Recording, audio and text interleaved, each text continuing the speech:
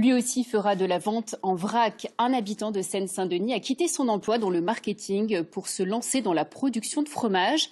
Comme lui, plus d'un francilien sur deux veut changer de métier. Un virage à 180 degrés que nous racontent Martin Cowell et Anaël Blanchard. On voit que ça se décolle bien. Ses gestes sont sûrs et précis. Pourtant, Xavier Hugol-Gential ne fabrique du fromage que depuis quelques mois. Avant de pouvoir vendre sa production, il affine ses recettes dans sa cuisine. On peut faire du camembert, du roquefort, du comté. Moi, ce qui me plaît, en fait, c'est ce côté avec une matière première qui paraît finalement assez simple. On peut faire ensuite une multitude de choses. Ce projet-là, c'était de pouvoir créer mon propre produit, mon produit à moi, que j'aurais conçu de A à Z, avec des investissements qui sont relativement corrects d'un point de vue outil de production.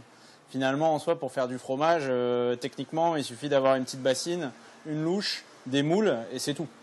En septembre, il ouvrira son atelier boutique, la toute première fromagerie de Seine-Saint-Denis. Donc là, ça sera vitré, c'est-à-dire que depuis l'extérieur, les habitants de Saint-Ouen pourront voir l'atelier de fabrication et ils pourront voir justement comment est transformé le lait. Un commerce installé en plein cœur des docks à Saint-Ouen. Le projet de Xavier a séduit la commune en quête de commerce pour dynamiser ce nouvel écoquartier. C'est le bailleur social de la ville qui lui fournit le local. Ce que l'on a trouvé vraiment extrêmement intéressant dans le projet de Fromaville, c'est la dimension artisanale, ce travail aussi, une aventure humaine. Il nous avait semblé justement d'une offre justement de qualité qui ne soit pas quelque chose qu'on trouve partout, mais quelque chose qui va parler aux habitants, qui leur donnera vraiment ce sentiment, j'ai envie de dire, de fierté. On va fabriquer 2 fromages qui mettent en avant la ville de Saint-Ouen. Le premier, c'est le Clacos de Saint-Ouen. Donc un petit clin d'œil, un camembert revisité. Et un autre fromage qui s'appellera le Pavé des Puces.